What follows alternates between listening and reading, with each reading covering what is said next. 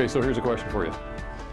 Do you ever open up your refrigerator and then just stand there staring at it like, what am I going to make? What am I going to do for dinner?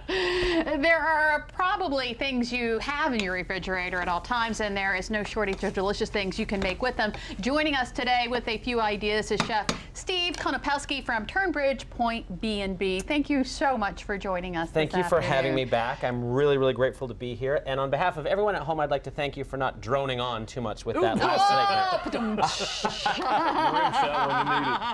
Okay, so what are we making today? Well, when I opened up the refrigerator, I found an onion, there was a bell pepper, some celery. Your freezer had corn and lima beans. And usually everybody's got a package of lima beans that they bought like 6 years ago, and it's kind of hiding in the back of the freezer, and not really sure what to do with it. And there's some bacon and some shrimp, and I was thinking, okay, you know, let's put together a succotash. Okay. Which is, you know, basically, it's got to have corn and beans in it to be a succotash. Otherwise, you can kind of riff on the other vegetables. So right now, what we've got is I've sweat some onions, some celery, and the bell pepper. So this is like a traditional trinity if you're doing, you know, real southern cooking. Okay. And we sweat it, which is we don't want it to caramelize. We don't want it to have color. We want it to be, so this has been sitting on here about 15 minutes at a really low heat, just kind of mellowing itself out. Okay. And to that, we're going to add some of our corn, which I sauteed off a little bit earlier because it was frozen corn, so I don't want to just throw frozen corn right in here. Okay. And the same thing with our lima beans, and I did the exact same thing to that. And these are kind of nice big ones. I really like lima beans. I do too. You know, I think they shouldn't be hiding in your freezer as much as they are. And then the good stuff, which is some bacon. Always good. You know, that was sitting in front of Jimmy the whole time. Bacon makes everything better, doesn't it? It does. So we're just going to kind of stir this together and let it all marry and just sort of come together. I'm going to throw the heat up a little bit higher on that. So that's just going to be another, you know, 30, 40 seconds, something like that, letting everybody just sort of let it heat up, letting it heat up and come together. Like I said, the corn was already cooked, the lima beans were already cooked, the bacon's already cooked. So essentially, we're basically done at this point. And we can jazz it up a little bit. I threw a little Old Bay in there just for, you know, why not? Why not? Because everybody's got that in their pantry. Yes. And then I was thinking, well, what do we want to put this on? You know, this by itself is just like a great little side dish. You can even serve it cold, which I have seen before. It's kind of a nice little picnic salad sort of thing. You know, you can take leftover succotash and throw some leftover pasta into it and a little vinaigrette, and all of a sudden you've made like a pasta salad. So you kind of repurposing. But I wanted to make a polenta. Okay. And everybody's got cornmeal in their pantry. Yep. You don't need to go out and buy something specially labeled polenta, because polenta is not actually an ingredient.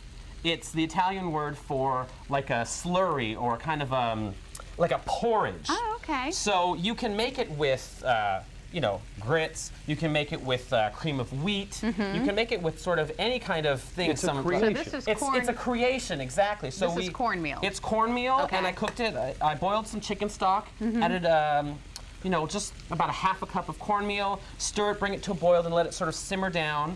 And thicken up slightly, but you don't want it to be like oatmeal. You want it to still kind of be soft and gooey. And then we finished it off with a good healthy dollop of sour cream. Because, you know, that's the deliciousness. And what I want to do is, I'm actually going to throw some of the succotash into the polenta, and then I'll just get you to kind of stir that around. And what that's going to do is it's just going to give a little more body and texture to the polenta.